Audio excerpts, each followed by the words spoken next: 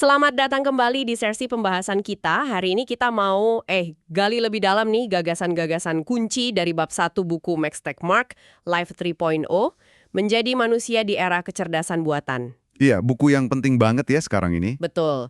Sumber kita ya kutipan langsung dari bab itu. Nah, misi kita kali ini kita mau coba urai bareng kenapa sih percakapan soal masa depan AI, kecerdasan buatan ini kok dianggap fundamental banget. Kita bakal lihat sedikit soal sejarah kompleksitas alam semesta, terus paham kerangka 3 tahap kehidupan versi Tegmark, dan juga soroti beberapa pandangan yang beda-beda sama kesalahpahaman umum soal AI. Yang sering banget muncul ya kesalahpahaman itu. Iya kan? Tegmark bahkan bilang ini percakapan paling penting di zaman kita. Nah loh, apa sih sebenarnya yang bikin ini begitu mendesak dan krusial buat Anda, buat kita semua? Mari kita mulai deh. Ya, memang terasa ya urgensinya. Kemajuan AI ini kan pesat banget.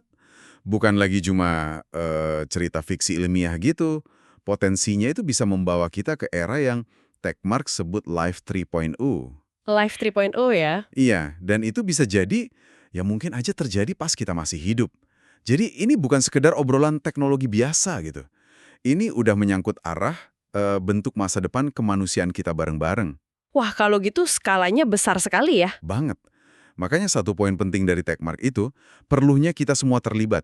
Bukan cuma pakar AI aja gitu, tapi semua orang ikut mikirin ini. Itu tujuan dia nulis buku ini juga kan? Oke. Mari kita bedah lebih dalam kalau gitu. Kenapa Tegmark sampai ngasih label paling penting sih? Apa yang bikin ini beda dari katakanlah revolusi industri dulu atau pas zaman internet mulai booming? Signifikansinya itu ada di skala potensi dampaknya.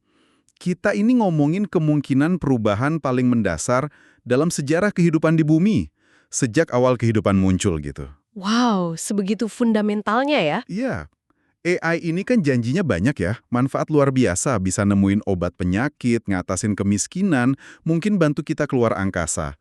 Tapi, nah ini tapinya, kalau nggak dikelola hati-hati banget, risikonya juga gede, skala eksistensial malah. Risiko eksistensial itu kedengarannya serius banget. Memang, dan perlu diingat juga, masa depan itu kan bukan sesuatu yang tinggal kita terima aja. Justru diskusi kita, pilihan kita, tindakan kita sekarang, itu yang akan ngebentuk masa depan nanti. Makanya, ini percakapan soal masa depan kita bersama. Partisipasi Anda buat mikirin ini tuh penting banget menurut Tegmark. Oke, jadi skala perubahannya yang fundamental dan peran aktif kita saat ini. Bukan cuma soal teknologi baru, tapi bisa jadi soal arah baru kehidupan itu sendiri. Ngomong-ngomong soal kehidupan, untuk paham masa depan ini, Tegmark ngajak kita lihat ke belakang dulu ya. Soal kompleksitas alam semesta. Gimana ceritanya? Iya, dia rangkum dengan ringkas tapi kena gitu. Coba bayangin 13,8 miliar tahun lalu. Alam semesta kita itu katanya cuma subpartikel elementer tak bernyawa, padat, panas, seragam, membosankan, gitu katanya. Membosankan ya. Iya, nyaris nggak ada struktur apa-apa. Tapi ya karena ada hukum fisika, pelan-pelan kompleksitas muncul. Bibit-bibit struktur kosmik kayak galaksi, bintang, planet mulai kebentuk. Terus, lompatan besarnya itu ya sekitar 4 miliar tahun lalu di bumi, pas kehidupan muncul. Awal mula kehidupan ya. Betul. Dan kehidupan ini terus aja berevolusi, jadi makin kompleks. Puncaknya, ya pas muncul entitas yang nggak cuma hidup, tapi bisa ngumpulin info, pakai sensor gitu, terus memproses info itu, dan bertindak berdasarkan hasil prosesnya. Nah, ini konsep dasar agen cerdas. Agen cerdas, itu termasuk kita dong ya? Termasuk kita, iya. Yang penting dicatat dari cerita ini, kata Tegmark, itu ada tren percepatan. Jadi kompleksitas itu munculnya kayak makin cepat gitu seiring waktu. Percepatan ya, menarik. Kayak ada momentumnya gitu ya. Nah, dari sejarah kompleksitas ini, Tegmark lalu ngenalin kerangka berpikir yang menurut saya berguna banget buat memetakan posisi kita sekarang. Konsep Life 1.0, 2.0, sama 3.0. Bisa kita urai dikit nggak ini? Oh, bisa banget. Ini kerangka yang ngebantu kita lihat evolusi kehidupan dari sudut pandang desain sama adaptasi. Gini. Oh, bisa banget. Ini kerangka yang ngebantu kita lihat evolusi kehidupan dari sudut pandang desain sama adaptasi. Gini, Pertama, Life 1.0, tahap biologis. Biologis, oke. Di sini, perangkat keras alias tubuh fisiknya sama perangkat lunak alias insting perilaku dasar, itu dua-duanya hasil murni evolusi, seleksi alam. Contoh paling gampang ya, bakteri. Bakteri ya? Iya, mereka cuma bisa adaptasi lewat perubahan genetik antar generasi. Jadi, ya lambat banget prosesnya. Oke, lambat ya kuncinya. Terus? Kedua, Life 2.0, tahap kultural. Nah, ini kita nih manusia. Perangkat keras kita, tubuh kita, masih hasil evolusi. Tapi bedanya di perangkat lunak. Ini sebagian besar dirancang atau dipelajari. Dipelajari, maksudnya gimana tuh? Ya, perangkat lunak ini isinya bahasa, pengetahuan, skill, sistem kepercayaan, budaya. Pokoknya semua info yang kita dapat dan proses selama hidup, bukan yang udah paten di DNA gitu. Ah, oke. Jadi softwarenya bisa diupdate terus ya? Betul, itu keunggulannya. Terus yang ketiga, Life 3.0, tahap teknologis. Ini tahap yang masih hipotetis ya, di mana suatu kehidupan itu bisa merancang sendiri baik perangkat keras maupun perangkat lunaknya. Dua-duanya bisa dirancang sendiri. Iya, jadi nggak terikat lagi sama evolusi biologis yang lambat atau bahkan batasan fisik tubuh biologis. Nah, ini potensi yang mungkin dibuka sama AI tingkat lanjut, AGI atau superintelligence itu. Kehidupan di tahap ini bisa desain ulangnya sendiri secara fundamental. Wah, jadi kalau disederhanain, Life 1.0 itu didesain evolusi. Life 2.0, hardware dari evolusi, software bisa didesain, dipelajari. Dan Life 3.0 bisa desain dua-duanya.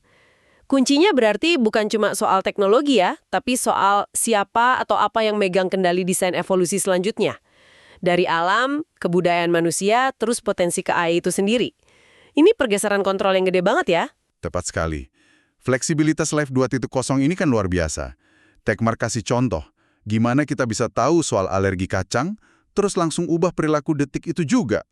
Bandingin sama bakteri, butuh banyak generasi kan buat jadi resisten antibiotik? Iya, bener juga. Cepet banget adaptasi kita. Dan kapasitas belajar kita juga masif. Otak kita ini katanya bisa nyimpen info setara 100 terabyte. Jauh banget dibanding DNA yang cuma sekitar 1 GB. Kapasitas gede ini yang bikin kita bisa punya peradaban, ilmu pengetahuan, semua kompleksitas budaya kita. Kapasitas belajar dan adaptasi yang luar biasa ini yang bawa kita, Life 2.0, ke titik di mana kita mungkin lagi nyiptain Life 3.0 ya. Dan di sini nih, kayak yang Anda bilang tadi, percakapannya jadi krusial banget sekaligus. Ya, penuh perbedaan pandangan. Nggak semua sepakat kan soal jalan ke depan ini? Betul sekali. Ada spektrum pandangan yang, lebar banget. Dan Tekmark coba memetakannya.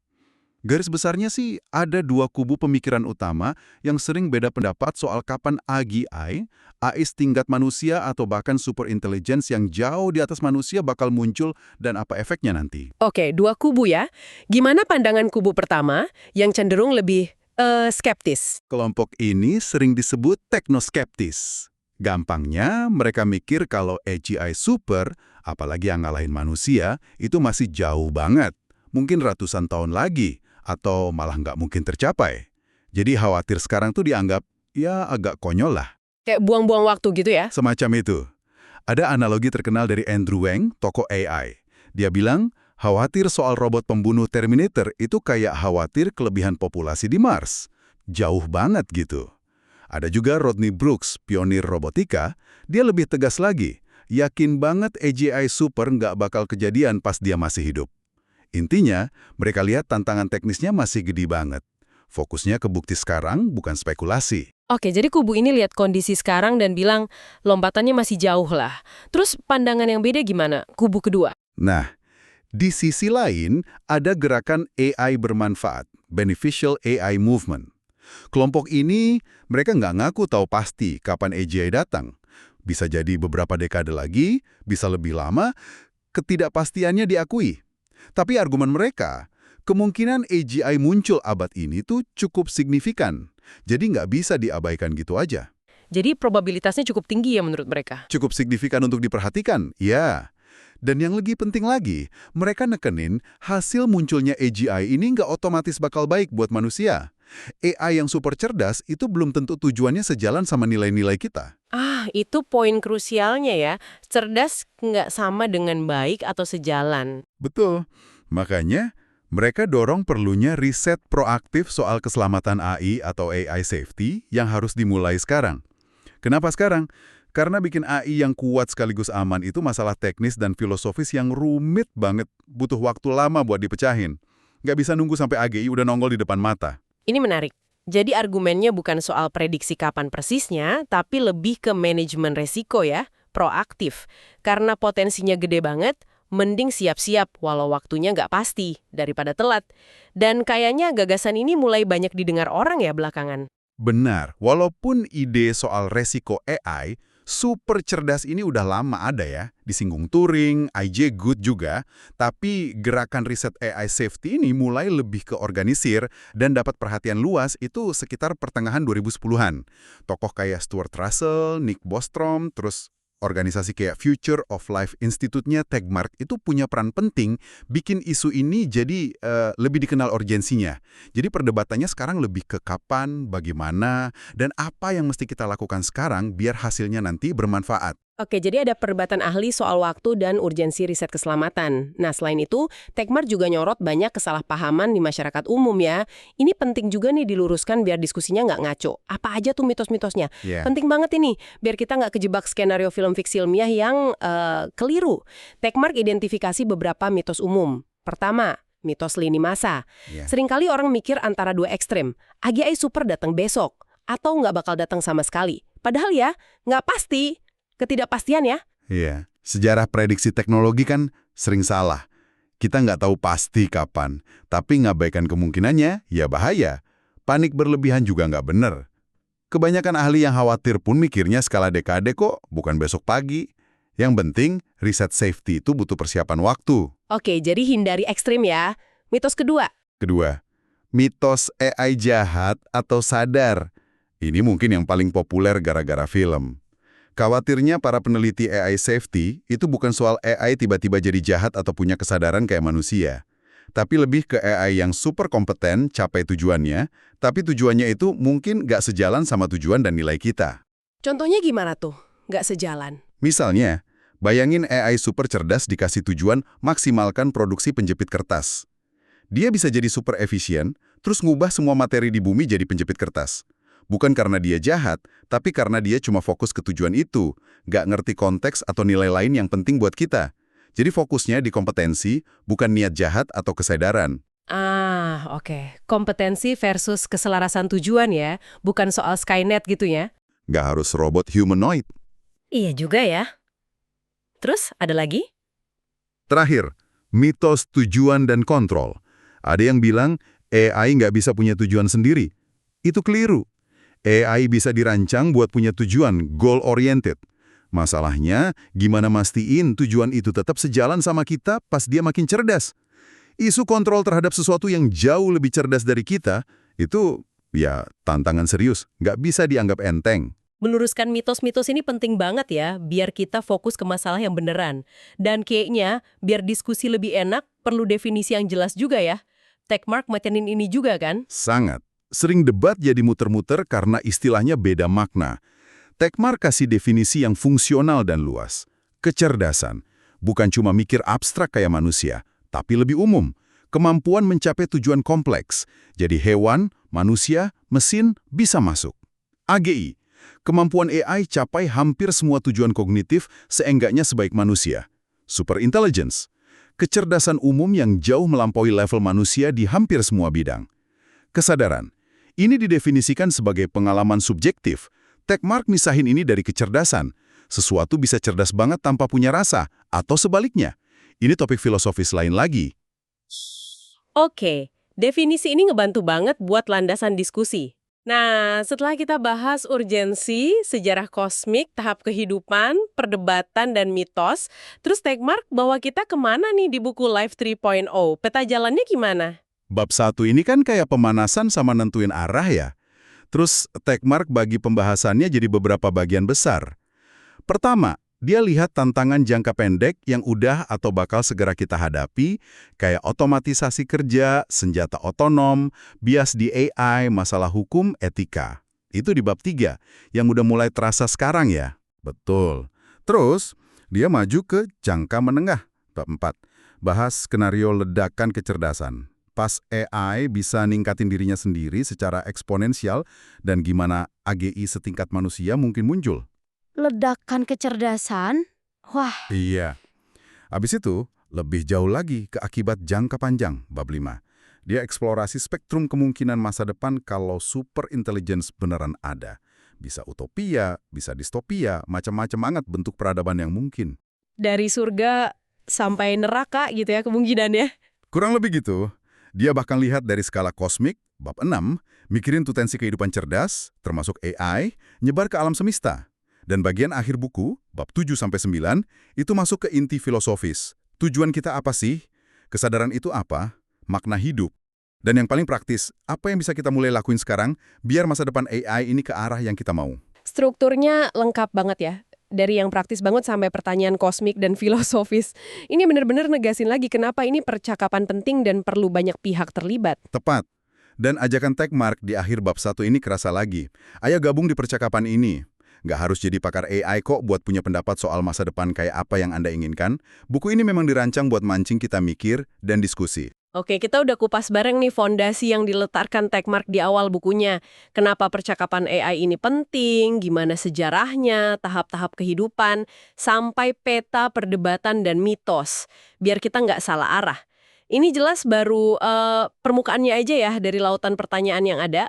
Pesan utamanya sih, masa depan AI ini dan efeknya buat kita, itu bukan takdir yang udah ditulis, tapi lebih kayak lanskap kemungkinan yang bakal dibentuk sama pemahaman kita, pilihan kita, tindakan kita hari ini. Ini tanggung jawab gede, tapi sekaligus juga kesempatan luar biasa buat kita ikut ngerancang babak selanjutnya dari cerita kehidupan ini secara sadar. Nah, sebagai penutup nih, saya mau tinggalin satu pemikiran buat Anda renungkan. Nyambung sama konsep Life 1.0, 2.0, 3.0 tadi. Techmark kan mengklasifikasikan kehidupan berdasarkan kemampuannya mendesain dirinya hardware dan softwarenya. Kalau kita, Life 2.0 ini berhasil nih nyiptain Life 3.0 yang punya kapasitas penuh buat desain dirinya sendiri, hardware sama softwarenya, apa artinya ini buat arah desain dan kontrol di alam semesta? Apa jangan-jangan kita dengan nyiptain Life 3.0 itu secara nggak sengaja memulai proses evolusi baru yang ujung-ujungnya bakal bergerak melampaui pemahaman dan kendali kita, lepas dari niat baik kita di awal. Ini pertanyaan besar soal warisan dan masa depan desain itu sendiri. Terima kasih sudah menyimak pembahasan kita kali ini. Sampai jumpa di kesempatan berikutnya.